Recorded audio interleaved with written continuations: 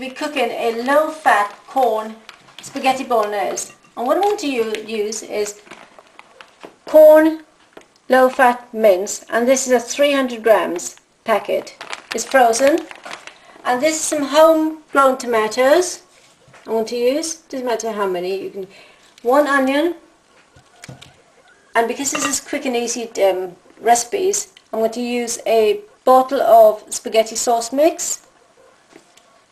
And I'm going to use half of this courgette because this is too much. I haven't got a small one, so I'll just use that amount of courgette. And the spaghetti, I should do that after. Okay, the first thing I'll do is to chop the onion up. So I'll chop it up very small. Here goes. And this is a homegrown onion. All my vegetables are homegrown. Chop it up a little larger first, like this. Chop, chop, chop, chop. And then you turn it, chop, chop, chop, chop, chop, chop, chop, chop. You gather it all together and you do, this is how you get it small. Just keep doing it like that. But it's important you have a sharp knife. And if the knife is heavy, it makes it easier to chop the onions up, because the weight of the knife keeps the pressure onto the onions and chop it up. But if it's a very thin knife, it just wouldn't do it properly. Or you can put it in your little chopping machine and just chop the onions up. Okay, I'll keep it small because when it's large it just gets a bit stewy, and I don't like stewed onions. Okay, that's 1 onion chopped up. The next stage is to slice the tomatoes up. It could be big, it could be small, it could be in chunks, doesn't matter. Or you can leave it whole like that. Just put a few slits like that. 1, 2, like that. The little ones I'm going to leave as is, like that. Okay, that's the onions, and those are the tomatoes. Okay, the courgette I showed earlier on was a large courgette. I've cut a small piece off the courgette. This is what I'm going to be using, and this is homegrown. I'm keeping the skin on because it's good for you. So what I'll do, I'll chop them very small. It cooks very, very quickly. It doesn't need a lot of cooking. So slice it like that, like that. It doesn't matter if it's that thickness, like that. It doesn't really matter, but I just like it small because it cooks very quickly. Okay, and I'll chop them small, like that. That, and then do a bit more. Just chop it up, that's all. Chop, chop, chop, chop, chop, chop.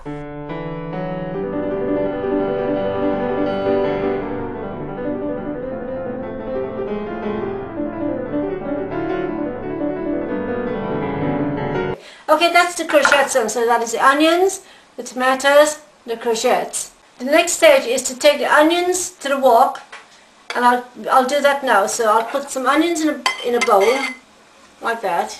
Just put the onions in. Okay, this is my famous wok. It stays with me forever. Now, there's no oil in the pan, so I'm going to put the onions in. It's a hot pan, can you hear it sizzling? And I'll give it a quick stir, just to stop it sticking. Really quick.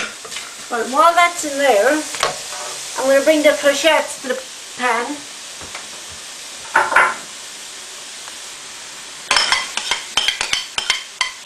That's the courgette. The courgette lets a lot of fluid out of the vegetables. That's why we don't need to put any oil or fluid in the water. But leave that for a few minutes. Keep stirring it every now and again to stop it sticking. But just for about 3 or 4 minutes, and then we shall add the mince. In the meantime, I've got a pot of water coming to the boil, ready for the spaghetti. I'm just going to let it come to the boil and I'll put the spaghetti in. Okay, the next stage is to add the tomatoes. Add the tomatoes there. Give it a stir, like that. And this is all done very quickly. And all my cooking is for quick and easy meals. Etc. Students, people who are busy working. But that's in. Leave that for a few minutes and then I'll add the corn mince. Give it a couple of seconds to warm through. Put that in there. That's good. So always cook it from frozen because it's much better.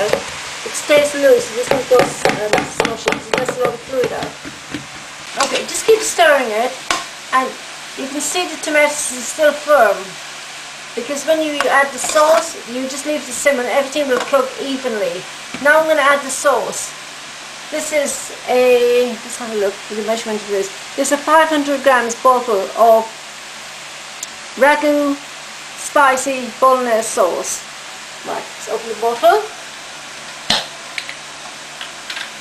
With this meal you can have mushrooms in there, you can have sweet corns, you can add peas, you can add any vegetables that you like. I mean, you don't have to have courgettes. If you don't want courgettes, you can have sweet corn, peas, cauliflower, you can have broccoli. Right, give that a stir like that. And this would take less than 20 minutes to cook. Just stir, just to cover everything.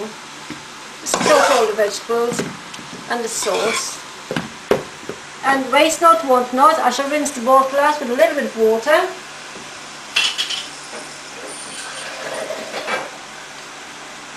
Tiny bit of water. Try not to add any water because there's a lot of water comes out of the corn mince and the courgette.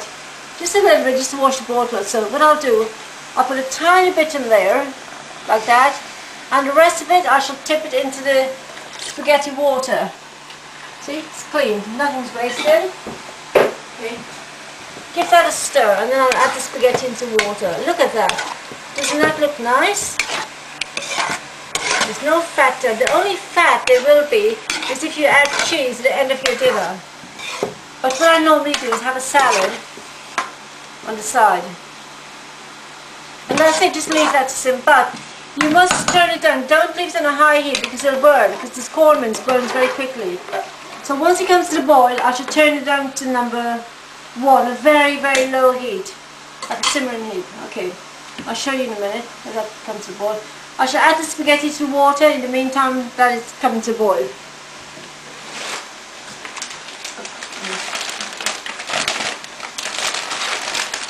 Okay, this is ready. Let's just put the spaghetti down.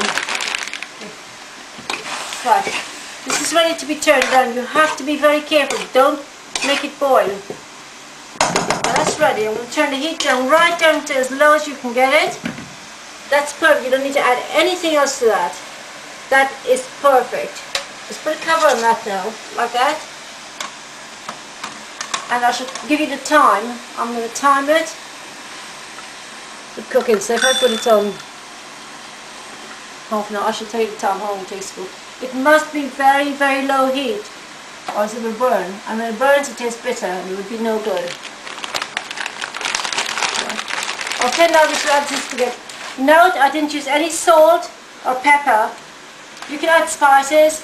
I should put some soft leaf herbs at the end of the cooking time. Right, spaghetti's ready to go in. Well, I have to feed 3 people, so it's 1 handful and 2 handfuls, like that. I never go by measurement, but that's enough for, well, a little bit more, 2 days dinner. That's it. Give it a stir, just to loosen it like that to get water through the spaghetti.